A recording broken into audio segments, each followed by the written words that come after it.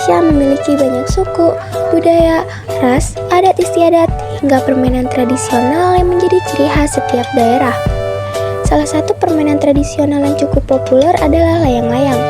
Layang-layang merupakan lembaran bahan ringan seperti kertas, kain, atau daun kering yang diberi kerangka, dihubungkan dengan tali, lalu diterbangkan ke udara dengan bantuan angin. Bentuknya pun beragam sesuai kreativitas pembuatnya. Menariknya, bukti tentang keberadaan layang-layang di Indonesia sudah ada sejak zaman prasejarah. Di Kabupaten Muna, Sulawesi Tenggara, tepatnya di Gua Sugipatani, terdapat lukisan dinding yang menggambarkan manusia sedang menerbangkan layang-layang. Temuan ini menunjukkan bahwa permainan ini sudah dikenal masyarakat sejak ribuan tahun lalu. Seiring perkembangan zaman, bentuk, ukuran, dan fungsi layang-layang pun terus berubah. Dari sekedar hiburan sederhana menjadi sarana upacara adat, perlombaan, hingga karya seni yang syarat makna. Di Indonesia, layang-layang menempati posisi istimewa. Hampir setiap daerah memiliki tradisi dengan ciri khas masing-masing. Ada yang digunakan sebagai permainan anak-anak, ada pula yang dijadikan bagian dari ritual budaya. Bahkan ada yang dilombakan dalam festival tahunan berskala besar. Bahan pembuatannya pun beragam, mulai dari kertas, kain, bambu, hingga daun kering. Semuanya menunjukkan kreativitas masyarakat. Layang-layang bukan hanya sekedar permainan, melainkan juga simbol budaya dan karya seni. Bentuk dan warnanya seringkali mengandung filosofi tertentu. Misalnya, sebagai doa untuk kesuburan, lambang kekuatan, atau gambaran hubungan manusia dengan alam.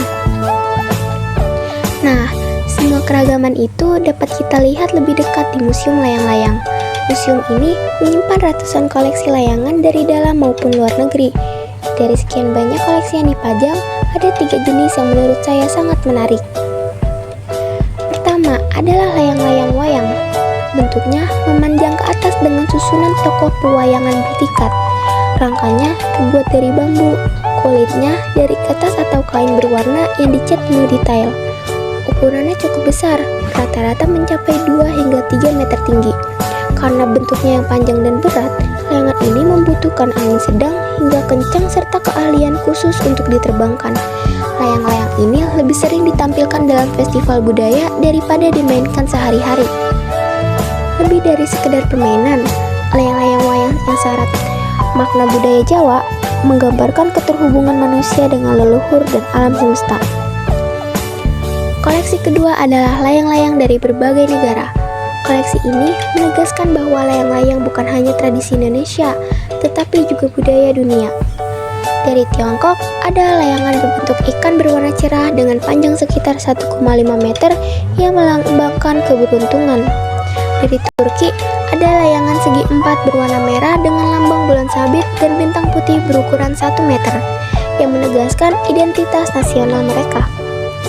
Sementara dari Jepang, terdapat layangan rokaku berbentuk segi 6 dengan ukuran bervariasi antara 60 cm hingga 2 meter, dihiasi pola geometris khas.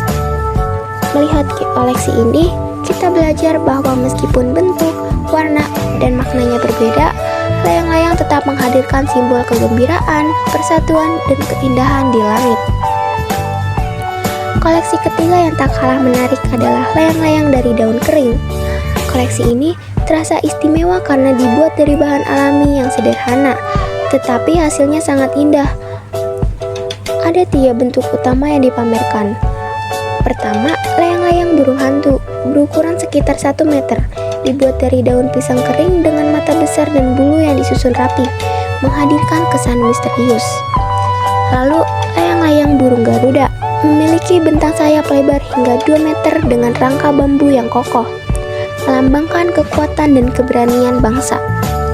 Terakhir, layang-layang perahu, panjangnya sekitar 1,5 meter, berbentuk kapal tradisional lengkap dengan layar dari daun kering, menggambarkan eratnya hubungan masyarakat pesisir dengan laut.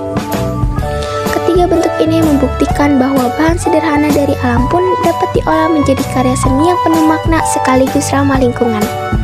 Dari hasil kunjungan ke Museum Layang-Layang ini, saya menyadari bahwa sebuah layangan bukan sekedar mainan anak-anak. Ia adalah bagian dari sejarah, warisan budaya sekaligus simbol identitas bangsa. Layang-layang wayang mencerminkan kekayaan tradisional Jawa. Layang-layang mancanegara memperlihatkan keragaman budaya dunia, dan layang-layang dari daun kering menunjukkan kearifan lokal dalam memanfaatkan alam. Museum layang-layang menjadi bukit bahwa melalui sebuah layangan, manusia dapat menyatukan kreativitas, sejarah,